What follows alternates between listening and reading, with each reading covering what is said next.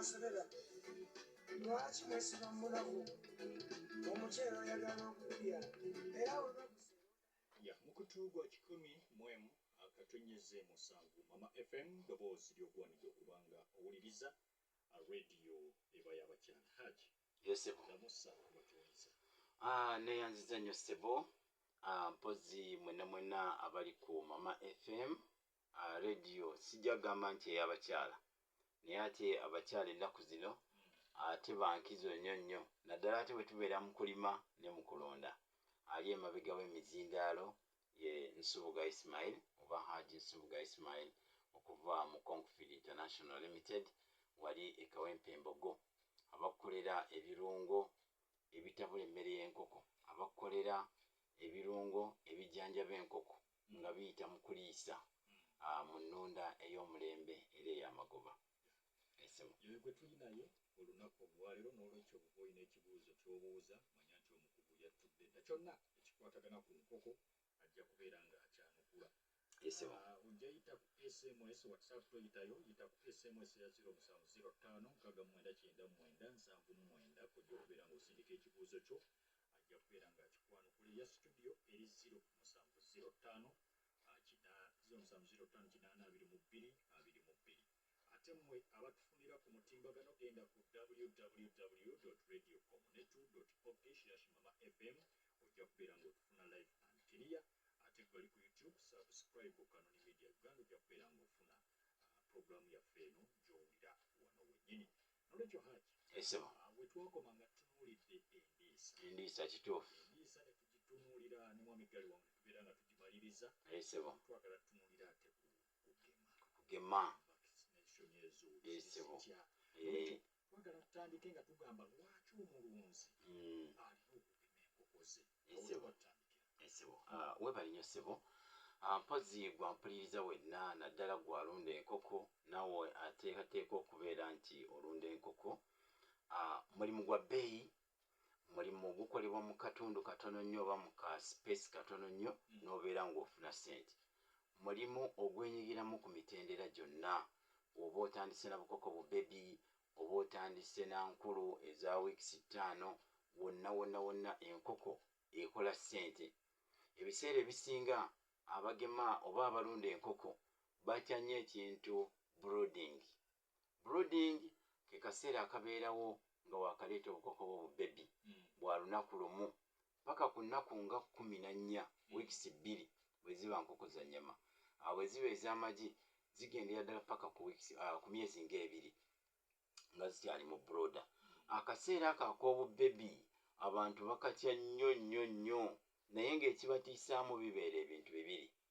Ekisooka kibeera okukuuma ebbugumu mu bukoko obwo naye twakirabako edda eri emabega nti twakola broda stove concrete broda stove ne briquettes ezibeeramu ezibeera nga zikuyambako okubeera nti tosiiba oba tosula mu nnyumba ya nkoko. Ekyokubiri ekibatiisa ennyo kubeera kugema.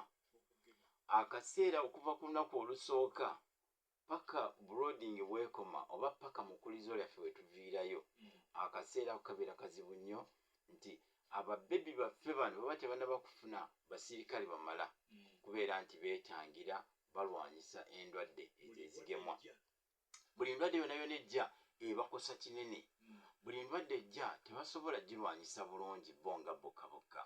Kyetuva tubeera nga tugema ne tubayambako okubeera nti emibiri gyabwe tugistimulatinga tugirabula nti gye muzze mu nsi mwe muzze mulimu abalabe mulimu endwadde enkambwe. Kaakati endwadde zino enkambwe ze tukubamu ne zibeera nga zikola ki zistimulating oba nga ziza okusa abasirikale ne babeera nga babeera ku bulindaala ku ndwadde ezo. Kati akaseera ako abalunzi bano bakatya nnyo. Nze siina gagema akakoko katonyo nnyo bwe nkakwata ndabanga agenda okkamenya era abamu bw'otuukanga mu nkoko eŋŋanda oba ennansi tebagemera ddala agamba buno bw'amaanyi nnyo sijja bugema. Naye lwaki tugema kye kibuuzo kiwambuuzizza newankubadde mbadde nkyakwetooloozaako eri okusika okulaga ki kye tugendako. Lwaki tugema enkoko zaffe? Ekisookera ddala nga kye nkugambye nti abantu baffe bano babebi baba tebannaba kufuna basirikale bamala, tebannaba kufuna bwerinde bumala kubeera nti bakola ki, balwanyisa endwadde ez'enkambwe. Enkoko zaffe zino tuzigema zibeere bulungi, zitambule bulungi, zikule bulungi, kuba ababebi bano betuteekateeka tubateekerateekera emitendera nga 2 oba 3, tubateekerateekera obbalya mu wiikisi nga 5 babeere nga bavuddemu ennyama ewera tubalye, oba mu myezi nga 2.5 era tufune engeri gye tubajjamu ennyama ennene, enkoko eveemu ng'eridde ku meat booster, gumbo stop, biki ebeere ng'evuddemu nga nnene bulungi. Enkoko zaffe ezo kye tuziteekerateekera. Era lwaki tuziteekateeka zibeere nga nnamu bulungi? Twagala tuziggyemu amagi, enkoko ez'amagi twagala zibeere nga zituuka okubiika nga mu butuufu nnamu bulungi nnyo. Enkoko zino bw'otuba tetugemye, oba lwaki tugema? Twegema okwetangira endwadde ziri ze nagambye, enkambwe ennyo ezo ze tulangiridde ku bagenyi baffe nti waliwo endwadde enkambwe ennyo. Kati twagala tubeere nga tubategeeza babebi baffe bano endwadde zino enkambwe babeere nga bazeetangira, babeere nga babeera bulindaala. Mpozi ate ebiseera ebimu mulimu endwadde ezimu nga bw'oba tozigemye ne zikwata enkoko zaffe oba ebisolo byaffe, ate zijja ne zigenda ne mu bantu, ne zikwata abantu n'okufa ne bafa. Ebiseera ebyo emabegakawo wawulirako e Masaka nga bagamba anthrax, waliyo outbreak ya anthrax. Anthrax bulwadde bukwata nnyo nte naddala okusinga oba n'ebisolo ebirala. Kati obulwadde obwo bwe tuba tetubugemye ne bukwata ebisolo byaffe oba ebinyonyi byaffe, bujja kukosa abantu, abantu balye ku nnyama eyo baffe, buttirawo. Busigadde mu nnyama w'ogiriirako, oba olidde butwa bwennyini. Twalabako emabegakaawo obulwadde obwa babuyitaania buno bwatta ennyo abantu, nga tulaba ebimotoka bisomba busombi kuva mu mayumba eyo muyitale wawa COVID-19. Kati COVID-19 oyo ne mu nkoko no mwali mwattu, ne mu nkoko naye mwali era tumugema, bwe twandibadde tuyita COVID-19. Akawuka akakefaananyiriza COVID-19 neeno mu nkoko gyekali era tukagema. Naye sijja kugamba nti akawuka akakali mu nkoko olekeraawo okulya enkoko nti kagenda kulwaza COVID. Eno twakacyalenjinga dda mu nkoko. Enkoko tugitegeezaako butegeeza nti mwekali mu nsi, ne tugigema n'ebeera ng'ekeetangira, ne bwe kaba kazze ebeera ng'ekalwanyisa singa enkoko obeera nga ozigemye. Olukutu lwa 10.7 Mama FM ddoboozi ly'ogwanidde okubanga owuliriza. Tutunuulidde okugema mu nkoko. Lwaki omulunzi waligemye enkoko zo Hajji amaze okubeera nga akwanukula tugenda kubeera nga tuyingira ndi ne Hajji Ismail Nsubuga okuva mu Concrete International bwentambudde naye tutunuulidde okugema. Hajji tumaze okulaba ebirungi ebiri mu kugema, ebitonotono ze ziriweze endwadde omulunzi zalina okubeera ng'ateekako nnyo amaanyi mu kugema. Weebale nnyo ssebo. Mpozzi gwawuliriza wenna naawe atulaba wenna eyo, kuba ennaku zino ebiseera bino bya mitimbagano, osomesa bakulaba, osomesa bakuwulira. Kati gwe wenna ali ku Mama FM ng'oli eyo oteeseteese okukola ki? Okulunda. Mulimu olwedde abalunda enkoko eza Christmas, festive season eyo December paka January. Banaye mwate mubeere nga muwuliriza nnyo. Abamu mwaguze enkoko nga ziva mu biyumba eza wiikisi 5, oyagala zirundamu omwezi gumu, zikole omwezi gumu n'ekitundu, ebeere ng'egezze bulungi. Oba osobola okubeera nga waleese enkoko ezo ng'ozigye mu katimba oba mu kiyumba kya muntu. Tebyakomyawo, njagala naawe ogenda kuddamu ogeme inshallah.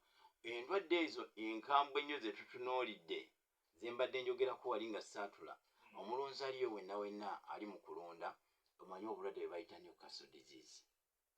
Newcastle disease nga bw'owulira Newcastle, ebiseera ebisinga bw'owulira ekigambo Newcastle kiwulira mu mupiira, Newcastle United, obulwadde obwo era bwava eyo mu bakyeruppe abo ne bujja nga busaasaana ensi eno yonna ne bujja ne busaasaanira mu binyonyi byaffe ne bubeera ng'ate bukoozinga oba bukola obulabe obw'amaanyi. obwo bwe bumu ku bulwadde obuzibu ennyo ennyo nga bw'okiwulira, Newcastle disease.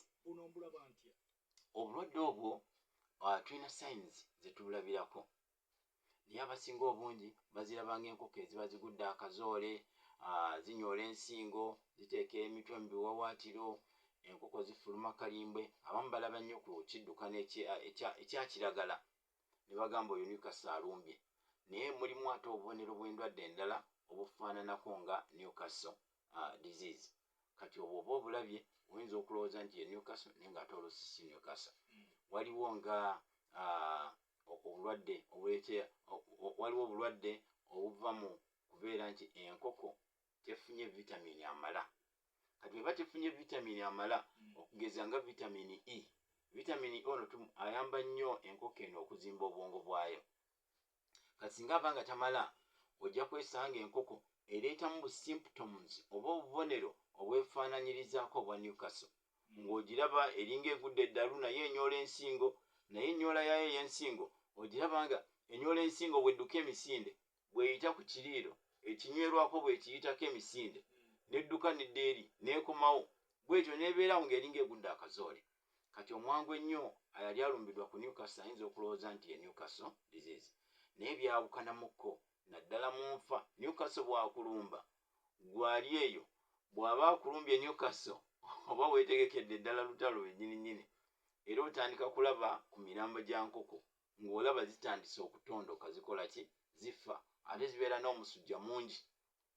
Ate wali mu nkoko oba ezibaddemu nga tezirina bulungi vitamini amala, omusujja togulabayo nnyo, n'okufa tekubeera kungi, kuba kutonotono bwe kutyawo. Ye Newcastle disease oyo akwatira ddala nno obukoko okuva ku bebi olunaku olusooka paka nga zikuze, n'ez'amagi azikwata nga zaakula dda.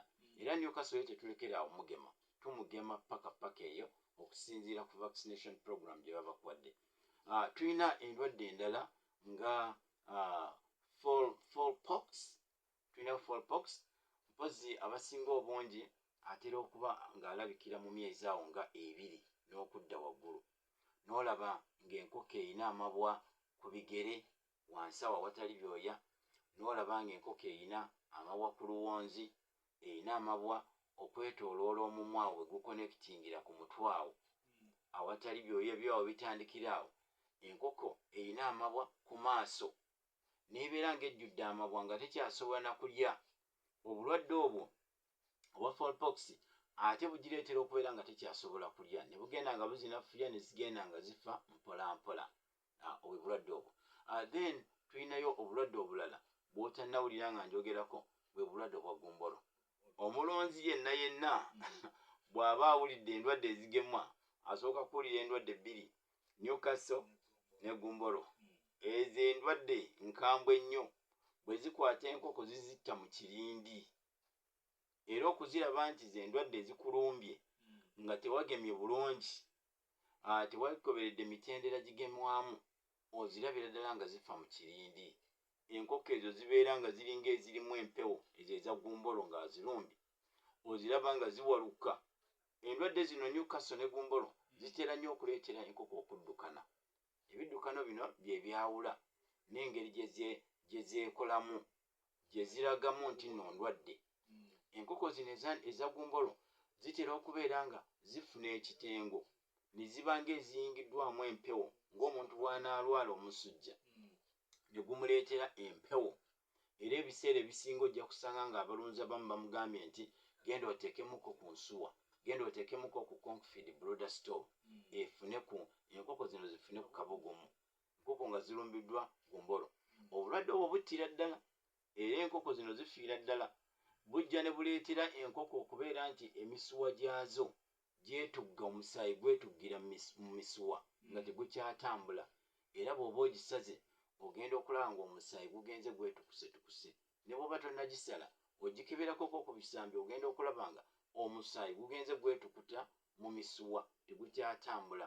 Akalwadde kano kazireetera okubeera nga omusaayi tegutambula mu mubiri. Bulwadde bubi nnyo nnyo, bwakwerinda.